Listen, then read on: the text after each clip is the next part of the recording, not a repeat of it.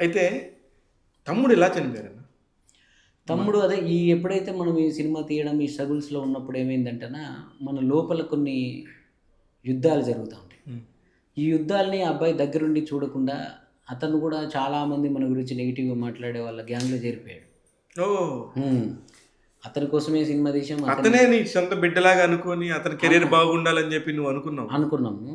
అయితే ఎప్పుడైతే ఈ స్ట్రగుల్ అయిందో ఆ టైంలో అప్పుడు అందరూ నన్ను ఈ సమాజం అంతా కూడా నన్ను ఒక ద్రోహిలాగా, దోషిలాగా నేనేదో చేయరాని తప్పులు చేసినట్టు నేను సినిమానే తీశాను అంతే. హ్మ్. నేనేదో వ్యాపారం చేసి పోగొట్టుకోలేదు. ఇంకేదో చేయలేదు. సో, అది కూడా నలుగురు జీవితాలు బాగుండాలని చెప్పి స్ట్రగుల్ అవుతున్న వాళ్ళందరిని కలుపుకొని చేసిన సినిమానే. ఆ తర్వాత జరిగే పరిణామాలలో తమ్ముడు అండగా ఉండాలి ఎప్పుడైనా. ఇప్పుడు రాముడికి లక్ష్మణుడు. పట్టాభిషేకం జరిగి అయోధ్యలో రాజుగా రాజ్యం ఏలుతున్నప్పుడు తమ్ముడు అవసరం లేదు. సీత కోసం అడవికెళ్తున్నప్పుడే కావాలి. యుద్ధానికి పోతున్నప్పుడే కదా తమ్ముడు కావాలి. కరెక్ట్. కరెక్ట్. సో, ఇతను ఏం చేశాడు, అంతా బాగున్నప్పుడు నాతో బానే ఉన్నాడు. యుద్ధం జరుగుతున్న టైంలో ఏం చేశాడంటే, పాపం చుట్టూ ఉన్న వాళ్ళ ఇన్‌ఫ్లూయెన్స్ వల్లనో, వీటి వల్ల ఎక్కడో అతను నా మీద నెగటివిటీ పెంచుకున్నాడు. నేను కూడా ఒక స్టెప్ దిగి "ఒరేయ్ తమ్మీ ఇదిరా" అని వాడికి వివరంగా చెప్పాల్సి ఉండే. నేనేం చేశానంటే, నేను ఇప్పుడు ఎన్ని చెప్పినా వాడికి ఎక్కవు. నేను ఏదో మంచిగా ఉండేనని అనవసరంగా చెడగొట్టుకున్నాను, కింద పడ్డాను. మా అన్న అలా ఉండాలనే ప్రేమ కూడా ఉంటది కదా ఆడికి. మా అన్న ఇంత గొప్పగా ఉండాల్సినోడు అనవసరంగా ఇట్లా అయిపోయాడు, అట్లా అయిపోయాడు అన్న దాంట్లో ఉన్నాడు కదా! ఆ రోజులు మళ్ళీ వస్తాయి. ఇంకో సంవత్సరం, ఇంకో 2 సంవత్సరాల్లో మళ్ళీ సెట్ అవుతారు. అయినప్పుడు "అరే రారా! నేను సైలెంట్‌గా ఉన్నానో తెలుసుకో, ఇయన్నీ చేసుకున్నాను. నువ్వు చూడు" అని చెప్పాలని నిజంగా ఆయన చనిపోవడం 1 ఇయర్ బతికుంటే ఇవన్నీ చూసేవాడాయన. అప్పటికి ఇండిపెండెంట్ జర్నీ అంతా చూశాడు, పాటలన్నీ చూశాడు. కానీ అయినా మా అన్న సినిమాలు చేయాలి. హ్మ్. ఈ యూట్యూబ్‌లో కాదు. ఈ మిలియన్ల కొద్ది పాటలు ఓకే. అనుకున్న దానికంటే ఇది గొప్ప సక్సెస్ కొట్టాడు. యూట్యూబ్‌లోకి ఎందుకని నేను అనుకున్నాను మనసులో. కానీ వచ్చాడు. ఇప్పుడు సినిమా చేయాలి కదా మా అన్న. ఎవరెవరో మ్యూజిక్ డైరెక్టర్లు ఏదేదో చేస్తున్నారు. మా అన్న కంటే తక్కువ ఆ తమ్ముడు కాబట్టి ఆడికి నేను ఎక్కువ కనపడతాను కదా! నేను కరెక్ట్‌గా ఆయన చనిపోయినాక 6 నెలలకో ఏమో 'విమానం' సినిమా రిలీజ్ అయింది. చూడలేదు అతను. అంటే ఎక్కడో అతని రాత అంతే ఇంక పాపం. ఆయనకి అన్నతో మంచిగా ఉండుంటే అప్పుడు ఆ దూరమైనప్పుడు ఎక్కడో కమ్యూనికేషన్ లేదు. ఎప్పుడైనా మంచి పాట ఉన్నప్పుడు నేను అతనికే పెట్టి చేయించేవాడిని. మాట్లాడకపోయేవాడు లొకేషన్‌కొస్తే. 'కేసీఆర్' కథాగానంలో అతనే, నేను పాడిన వాయిస్‌కి అతనే యాక్టింగ్ చేశాడు. ఓహ్! మన 'మంగ్లీతో' కలిసి 'బతుకమ్మ' పాట చేశాడు మైక్ టీవీలో. అది నేను చేయాల్సిన పాటే. నాకొద్దు, మా తమ్ముడిని హీరోగా చేయాలనుకుంటే వాడు ఫెయిల్ అయిపోయాము. అదన్నా ఇవ్వండి అని చెప్పి కోట్లలో చూసారు ఆ పాటని. 'జార్జి రెడ్డి' అని ఒక కథాగానం చేశాడు. సో, అప్పటి వరకు చేసేవాడు, వెళ్ళిపోయేవాడు ఇంకా మాట్లాడకపోయేవాడు. ఎప్పుడైతే ఈ కమ్యూనికేషన్‌లో ఆయనకేదో కండరాలకు సంబంధించిన ఏదో ప్రాబ్లమ్ వచ్చింది. వాళ్ళు సరిగ్గా డయాగ్నోస్టిక్ చేయకుండా, అది రేర్ సమంతకొచ్చింది కదా! అవును. ఆ ప్రాబ్లమే ఇతనికి వచ్చింది. కానీ ఏ డాక్టర్ దగ్గర పోయినా డెంగ్యూ అనో లేకపోతే ఇంకేదనో ఈ టెస్టులన్నీ చేస్తున్నారు తప్ప అతను కాళ్ళ నొప్పులు అంటుంటే ఇది చేయట్లేదు. వాళ్ళు వేరే రాంగ్ ట్రీట్మెంట్స్ అన్నీ ఇచ్చుకుంటున్నారు. చివరికి 1 వీక్ ముందేమో నాకు ఎవరో చెప్తే నేనెళ్ళాను. వాళ్ళు నాతో చెప్పలేదు. మా తమ్ముడు గాని, ఆళ్ళ వైఫ్ గాని. ఎవరో చెప్తే వెళ్తే అలా ఉన్నాడు. ఆ వారం రోజుల్లో నేను టక ఈ హాస్పిటల్ తిప్పి నేను మంచి డాక్టర్‌ని పట్టుకొని ఒక దగ్గరికి తీసుకుపోయాను. డయాగ్నోస్టిక్ చేయడానికి నాకు వారం సరిపోయిందది. అది ఇది ఇది అని ఇది పరిస్థితి. అని తెలియడం. అది తెలిసిన 1 అవర్‌లో చనిపోయినాడు. Oh my god! అంటే తెలిసిన తర్వాత ట్రీట్మెంట్ అంటే అది ఎన్ని కోట్లైనా, నేను కేసీఆర్ గారిని పట్టుకొని, రేవంత్ అన్నని పట్టుకొని, చంద్రబాబు నాయుడు గారిని పట్టుకొని, నాకున్న పరిచయాలతో నేను జేయించేటోడినే. కానీ నాకు కలవకపోవడం అనేదే, నాతో కలిసి లేకపోవడమే ప్రాబ్లమ్. అతన్ని ముందుకు సో, అందులో ఆయన తప్పని నేనను, నాది కూడా ఉండొచ్చు. నేనేంటి అంటే నేను ఎదిగిన తర్వాత పిలుద్దాం, నేను సక్సెస్ కొట్టిన తర్వాత పిలుద్దాం అన్న దాంట్లో నేను వెయిట్ చేస్తూ ఉన్నా. అది అలా జరుగుద్దని నేను ఊహించను కదా! నాకన్నా చిన్నోడికి ఏమవుద్దని మనం అనుకుంటాం. సో, అలా. సో, ఈ సందర్భం కూడా నేను అన్నదమ్ములు ఉన్న వాళ్ళందరికీ జరిగిన అనుభవంతో నేను చెప్పి, మావోడు ఉన్నప్పుడే నా పెయిన్‌ని నేనున్న గర్భంలోనే ఏడాది నువ్వు ఉన్నావు తమ్ముడా అనో పాట చేశా. చాలా మందికి ఇష్టం. మంచి లైన్ అది. అది మా తమ్ముడి మీద నాకున్న పెయినే అది. అప్పుడు నా తమ్ముడు ఎందుకు నన్ను అర్థం చేసుకోవట్లేడన్న పెయినే. అన్న లైన్స్ పాడరా అది. నేనున్న గర్భంలోనే ఏడాది నువ్వున్నావు తమ్ముడా, ఇప్పుడు నువ్వాడ నేను ఈడ మనకెందుకు అడ్డుగోడా తమ్ముడా, చిన్నప్పుడు నీది నాది ఒకటే ఇల్లు, ఇప్పుడు నీ ఇల్లు నా ఇల్లు అంటారే వీళ్ళు, నీ తొడిగిన అంగిలాగే నీకొచ్చేది ఇప్పుడు ఈ నన్నెవ్వడు ఏమన్నా నేనెత్తురు మరిగేది, ఇప్పుడెందుకు నీకు నాకు ఈ పంచాది, ఏ బంధం అయినా కలుపుకుంటే మొదలవుతాది, తోబుట్టు బంధం ఒకటే ఇంకేడా దొరకనిది. సో రియల్లీ సో ఈ పాట ఎంతమంది అన్నదమ్ములను కలిపిందో. సో తను ఉన్నప్పుడే నేను చేశాను. నా గురించి మా అన్న రాశాడు ఈ పాట అని కూడా చెప్పుకునేవాడు అందరికీ.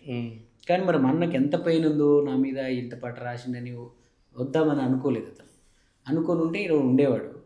సో అది అన్నదమ్ములకు కూడా నేను అందరికి చెప్పేది ఏంటంటే, ప్రతి కుటుంబంలో అన్నో తమ్ముడో ఎవడో ఒకడికి భగవంతుడు శక్తి ఇస్తాడు, తప్పకుండా ఇస్తాడు. ప్రతి ఫ్యామిలీలో 3 అన్నదమ్ములు ఉంటే చివరి వాడికో మధ్యలో వాడికో పెద్దోడికి, మిగతా 2 వాడిని ఒక రక్షణ కవచాలాగా కాపాడుకోవాలి.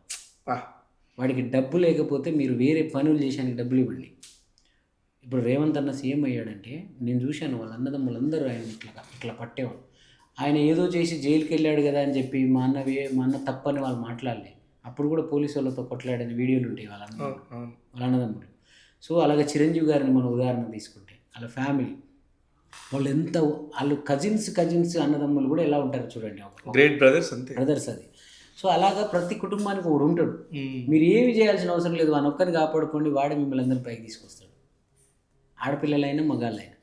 సో ఆ ఒక్క సూత్రం పాటించక వాడు ఏదో కష్టపడతా ఉంటే, వాడు సక్సెస్ కాకపోతే, వాడు ఏదో స్ట్రగుల్ అవుతూ ఉంటే వాడిని తప్పుగా మాట్లాడి, అందరికంటే ముందు మీరే పోట్లు పొడిచి, అందరికంటే ముందు మీరే వాడిని టార్చర్ పెడితే, వాడు రేపు గెలిచిన తర్వాత కూడా వాడికి ఆ బంధం ఉండదు మీ మీద. కరెక్ట్. ఆ బాధ్యత రాదు వాడికి. మంచి పాయింట్ సినిమా తీసేయచ్చు. అవును, సూపర్ ఎమోషనల్ పాయింట్.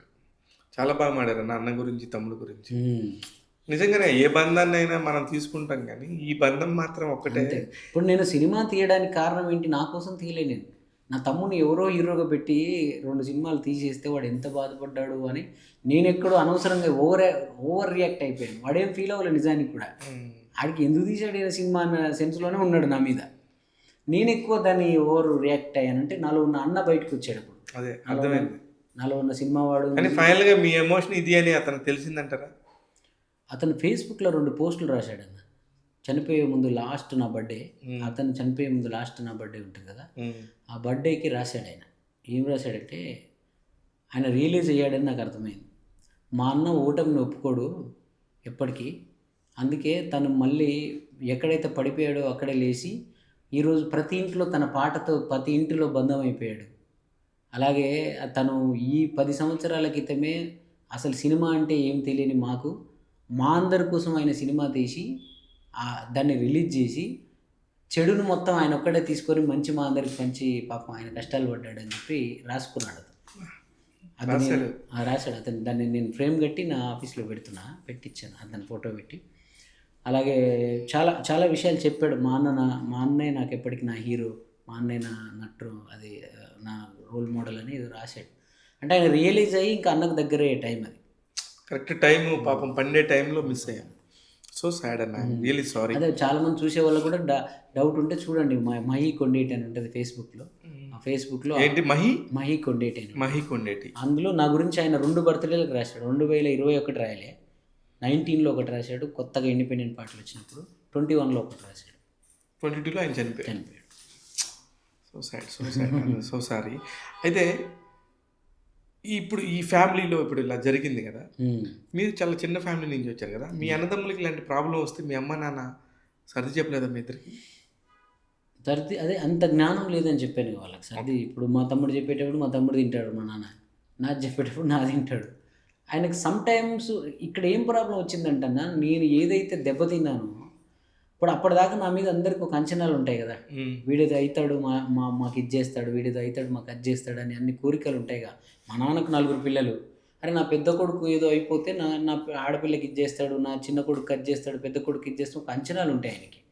నేను దాదాపు 6-7 సంవత్సరాలు నా గురించి నేను స్ట్రగుల్ అవ్వడమే తప్ప వాళ్ళకి ఏమీ చెప్పుకోలే పరిస్థితి. అంటే నేను ఇలా కష్టాల్లో ఉన్నానని నాన్నకు చెప్పలేను కదా, నేను చెప్పను, ఆయనకు తెలియనియకుండానే మళ్ళీ నేను కంబ్యాక్ ఇవ్వాలని నా కోరిక కదా.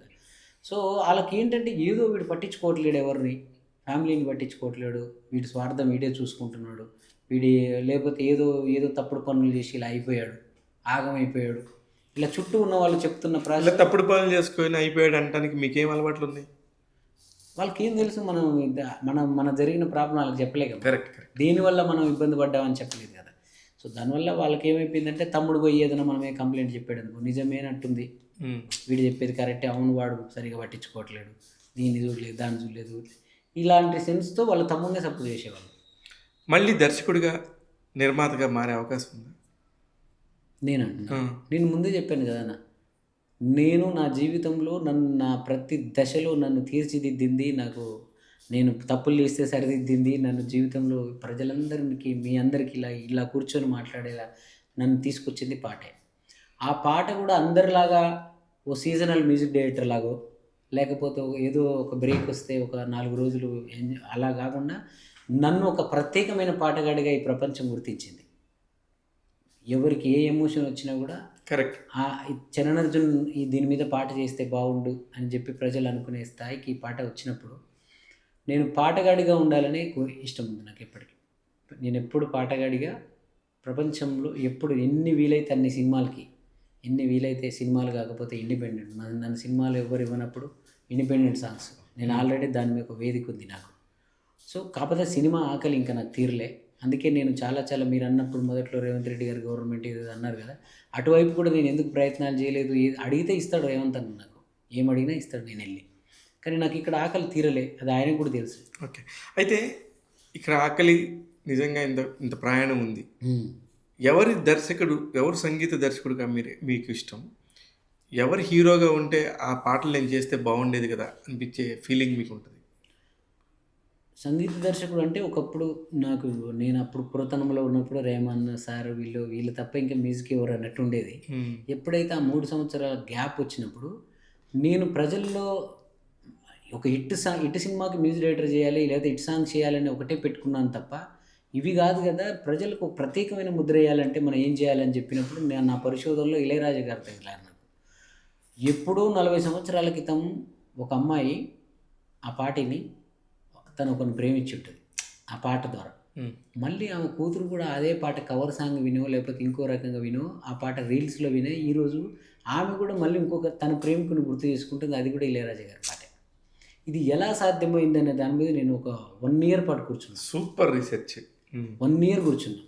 ఇప్పుడు మాలాంటి మ్యూజిక్ డైరెక్టర్లు అందరికీ ఇప్పుడున్న ట్రెండ్లో యూత్ వాళ్ళు ఎవరో ఒక బ్లాక్ బస్టర్ సాంగ్ని వాళ్ళు కనెక్ట్ అవుతారు.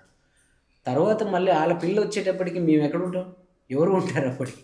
కానీ రాజా గారు మాత్రమే ఎలా ఉన్నారు ఇలా అని ఒక 1 year పాటు నేను ఏమి పని చేయకుండా అప్పుడప్పుడు బతుకుదెరువు కోసం ఏదో ఒక పాట చేసుకుంటూ నేను చేసిన పరిశోధనలో నాకు అర్థమైంది ఏంటంటే, అది కమర్షియల్ పాట చేస్తావా, మాస్ పాట చేస్తావా, లవ్ సాంగా, రాజకీయ నాయకుడి పాట, లేకపోతే ఇంకో ఎమోషనల్ పాట, ఒక వేశ్య గురించి పాట, ఏమి చేసినా అందులో ఒక ఆత్మ పెట్టు, ఒక సోల్ పెట్టు, నీ గుండె లోతుల నుంచి నీ కడుపులో నుంచి ఆ పాట పుట్టించు. అది అలా అజరామరంగా నిలబడిపోతుంది, అప్పుడు ఉండిపోతుంది అంటే. అందుకే నేను అప్పటి నుంచి నేను చేసిన పాటలన్నీ కూడా, మీరు మొన్న లగ్గంలో సినిమాలో పాట తీసుకుంటే కూడా, కూతురు పెళ్ళై బయటికి వెళ్తుందంటే ఇంతేనేమో ఇంతవరకేనేమో ఈ ఇంట్లో నా కదా. 80 సంవత్సరాల సినిమా చరిత్రలో వేల లక్షల పాటలు వచ్చి ఉంటాయి, కానీ ఆ సందర్భానికి ఒక పాట కొట్టాలంటే ఆ పాటే కొడతారు. ఇంకా సూపర్ అన్న, నిజంగా కూడా ఆ పాట చూసినప్పుడు దాంతోనే ఎండ్ అయ్యి వచ్చేస్తాం బయట. ఒక తండ్రి కొడుకు మీద అనుబంధం గురించి ఒక పాట చెప్పు అంటే విమానంలో రేలా రేలా రేలా రేలా అనే పాట చెప్తారు. ఓ అన్నదమ్ములు అంటే నా గురించి నేను గొప్ప చెప్పుకుంటున్నాను అంటలేను, నేను రాజా గారి గురించి చేసిన పరిశోధనల తర్వాత నాలో వచ్చిన పాట మార్పు. కేసీఆర్ గారి సినిమాలో పాటలు ఎండింగ్లో ఆ పిల్లోడి స్ట్రగుల్ గురించి పాట కావచ్చు, బంజారా సంస్కృతి పాట కావచ్చు, తెలంగాణ నేపథ్యం పాట, హైదరాబాద్ మీద పాట కావచ్చు. కానీ ఇన్ని చెప్తున్నారు, మీకు అంత కమర్షియల్ హిట్ ఇచ్చిన అనసూయ గురించి మాట్లాడట్లేదు.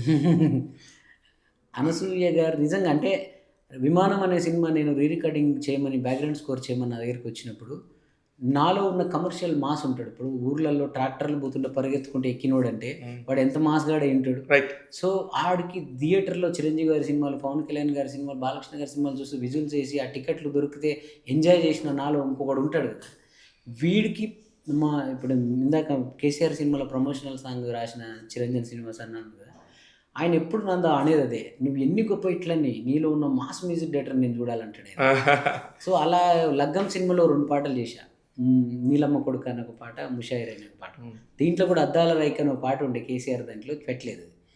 అప్పుడు నేను ఉంది కదా, పెట్టలే మా ఒంటికేమో అద్దాల అద్దాల రై అదే దాంట్లో బంజారా పాట. బంజారా. అయితే విమానం సినిమా చూస్తున్నప్పుడు సినిమా అంతా ఇలాగే ఫ్లాట్గా ఉంటుందేమో, మళ్ళీ ఆల్రెడీ నేను యూట్యూబ్లో ఎమోషనల్ పాటలే చేస్తున్నాను, ఇటు సినిమాకి వచ్చి కూడా వీడు ఇదే స్టైల్ పోయాడే, వీడిలో కమర్షియల్ ఉండడా అని చెప్పి ఏమన్నా రాంగ్ పోతుందేమో అని చెప్పి నేను అనుకుంటున్నప్పుడు తగిలిందే సుమతి తగిలింది.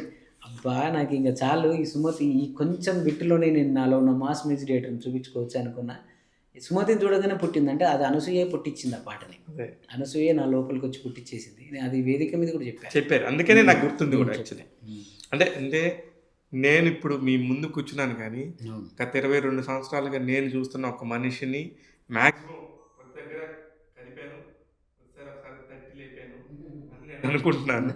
అందులో భాగంగానే అనసూయ టాపిక్ వచ్చింది. ఇంకా ఏమేమి సినిమాలు చేస్తున్నారు? నేను ఇప్పుడు అదే పీపుల్స్ మీడియాలో ఒక మూవీ చేస్తున్నాను. అది టైటిల్ ఇంకా పెట్టలే. అదొక హీరో ఎవరు? అది ఒక సింగర్ బయోపిక్. అది ఓకే. సో సింగర్ ఉత్తరాంధ్రలో ఒక సింగర్ బయోపిక్. అది డీటెయిల్స్ వాళ్ళు చెప్తే బాగుంటుంది, ఇంకా చెప్పట్లేదు. సో అదొకటి. ఒకటి రాజారమ్యం అని సిల్లీ మంక్స్లో ఒక love story, cute love story చేస్తున్నాను. అది రిలీజ్కి ఉంది. అది ఇంకా చూడాలి ఇప్పుడు ఇంకేమి. ధనరాజ్తో కనెక్షన్ ఏంటి మీకు? ధనరాజు మేము తీసిన సినిమాలో తను మంచి కామెడీ రోల్ చేశాడు. ఆ రోజుల్లోనే మేము తెలంగాణ యాసలో క్యారెక్టర్ క్రియేట్ చేసాం దాంట్లో ఎలమంది అని. సో ఆ పాత్ర చేస్తే తమ్ముడు హీరోగా ఉన్నప్పుడు తమ్ముడికి ఫ్రెండ్ క్యారెక్టర్ అతను. ఓకే. సో దానికి బిఫోర్ అతను హీరోగా ఒక సినిమా చేశాడు, పైన మన ఒక సినిమా, తాగుబోతు రమేష్ అతను ఇంకో వేరే కలాకి చంటి. అప్పుడు ఆ సినిమాకి నేను మ్యూజిక్ డైరెక్టర్ని. వినాయకుడి పాట ఒకటి చేసాం, పెద్ద అప్పుడు వైరల్ అయింది అది. ఆ ప్రాసెస్లో రోజు స్టూడియోకి వచ్చి కూర్చునే వాళ్ళు. అలా ధనరాజు ఎక్కడో నమ్మాడు. అసలు ఏ రోజు కూడా ధనరాజు నేను కలిసి ఒక టీ తాగింది కూడా లేదు. ఎప్పుడు మాట్లాడుకున్నా ఏదో సినిమాకి నిన్ను చెప్పాను, అక్కడికి వెళ్ళి కలువు, లేదా వాడెవడో వస్తాడు. ఈవెన్ కేసీఆర్ సినిమా కూడా నాకు ధనరాజు పంపించాడు. రాకింగ్ రాకేష్ అనే కుర్రోడు వస్తాడు, నా శిష్యుడు, నువ్వు ఒకసారి మాట్లాడు డార్లింగ్, నీకు ఆ కథ నచ్చితే వాడు నీకు నచ్చితే నువ్వు చేసుకో సినిమా అని చెప్పాడు. తర్వాత రాకేష్ వచ్చాక రాకేష్ నాకు ఇక అప్పుడే నేను తమ్ముడు పోయిన బాధలో డిప్రెషన్లో ఉన్నా. రాకేష్ డోర్ తీసుకొని వచ్చేసరికి ఏదో మా తమ్ముడే వచ్చినట్టు ఫీలింగ్ కలిగింది నాకు. వచ్చి తన కోసం మా తమ్ముడి కోసం నేను చేశా, కానీ ఇతని కోసం వాళ్ళ అన్నో వాళ్ళ మామ వాళ్ళ తండ్రి చేయట్లేడు, అతనే చేసుకున్నాడు. కరెక్ట్. అది నచ్చింది నాకు వాళ్ళ పాత్రలు ఇవ్వట్లేరు, వీళ్ళ పాత్రలు ఇవ్వట్లేరు, ఎవరు నన్ను ఎంకరేజ్ చేయలేదు, ఇలాంటి ఫ్రస్ట్రేషన్లు చెప్పకుండా తను ఏదో చేసుకోవాలనుకున్న విధానం. మోర్ ఏంటంటే అతనిలో వెరీ పాజిటివ్. ఎందుకు అంటే పేరుకు రాకేష్ అంటే జబర్దస్త్ ఆర్టిస్ట్ అనో లేకపోతే ఇంకేదైనా చిన్న చూపు చూస్తారు, కానీ అతనిలో ఒక అద్భుతమైన తత్వవేత్త ఉంటాడు. అద్భుతమైన పర్ఫెక్ట్ చెప్పారు. ఒక మంచి, నాకు ఎన్నోసార్లు నేను ఏదైనా తక్కువగా ఫీల్ అయినా ఏదైనా అనుకున్నా నాకు ఫోన్ చేసి ఒక మాటలో తీసేస్తాడు దాన్ని. అన్నా నీ పాట ముందు అది ఎంత అన్నా, నీ పాట ముందు ఈ పదవి ఎంత అన్నా, నీ పాట ముందు ఆ పవర్ ఎంత అన్నా, నీ పాట ముందు ఈ మనిషి ఎంత అన్నా, నీకు పాట ఉందన్నా అది పట్టుకొని పో, నువ్వు ఎట్టగెలవో చూస్తా, నువ్వు ఈ సినిమా రిలీజ్ కానీ నీ గురించి ప్రపంచం అప్పుడు అంటుంటే నాకు కొంచెం ఎవరి సినిమా మీద వాళ్ళకు ఉంటుందిలే, ఏముంటుంది దీని గురించి నాకు అంత పేరు ఎందుకు వస్తుంది అని నేను ఎందుకో ఎక్కడో ఒక దగ్గర చాలా దెబ్బలు తిని ఉన్నాం కదా, మనకు టక్కున ఒక పట్టాన ఒక సినిమా నుంచి ఏదో అద్భుతమైన అప్లాజ్ వస్తుంది అని అంటే అది అంత ఈజీగా నమ్మదు మన హృదయం. కానీ మీ గురించి ఇప్పుడు వచ్చింది అది మీకు సంబంధం లేకుండా అన్న ఇప్పుడైనా గుర్తుపెట్టుకోండి, మన ముందు మనల్ని పొగుడుతూ మాట్లాడుతాం వేరు, మన సమక్షం లేకుండా. నాకు నిన్న సంఘటన మీకు చెప్తా. నేను ఆయుధం అనే సినిమాకి అంటే చాలామంది బ్యాక్గ్రౌండ్ స్కోర్, మామూలు మనుషులు కూడా కేసీఆర్ అనే సినిమాకి బ్యాక్గ్రౌండ్ స్కోర్ అద్భుతంగా ఉందని మాట్లాడుతూ, బ్యాక్గ్రౌండ్ స్కోర్ అనే పదం తెలియకపోయినా ఏదో తెలియదు మ్యాజిక్, ఆ మ్యూజిక్ వెనక నుంచి ఏదో భావోద్వేగాలను రగిలిస్తుందని అంటున్నారు, అలా పెడుతున్నారు. వీళ్ళందరి పొగడతల కంటే నాకు నిన్న ఎన్ శంకర్ అన్న, అంటే నన్ను ఆయుధం అనే సినిమాకి ఆయన లేకపోతే నాకు అంత ఈజీగా ఆ రోజు ఇండస్ట్రీలో ఎంట్రీ దొరక్కపోయేది. సో ఆయన నిన్న సినిమా అంతా చూసి నన్ను దగ్గర పిలిచి ఏందిరా బ్యాక్గ్రౌండ్ స్కోరు, మ్యూజిక్ని కళ్ళతో చూస్తున్నట్టుంది నాకు, ఇదే మాట అన్నాడు. అని మీడియాలో కూడా అన్నాడు ఆ మాట.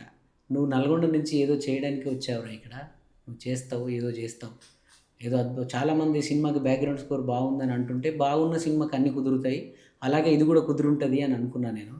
కానీ అసలు ఒక పెద్ద సినిమాకి ఎంత ఇచ్చారు అసలు, నీకు ఎన్ని లక్షలు ఇచ్చారు అంటే లేదన్న, నేను నాలో బ్యాక్గ్రౌండ్ స్కోర్ అద్భుతంగా చేయగలను అనేది చూపించుకోవాలి ఇండస్ట్రీకి అని నాకు ఉంది.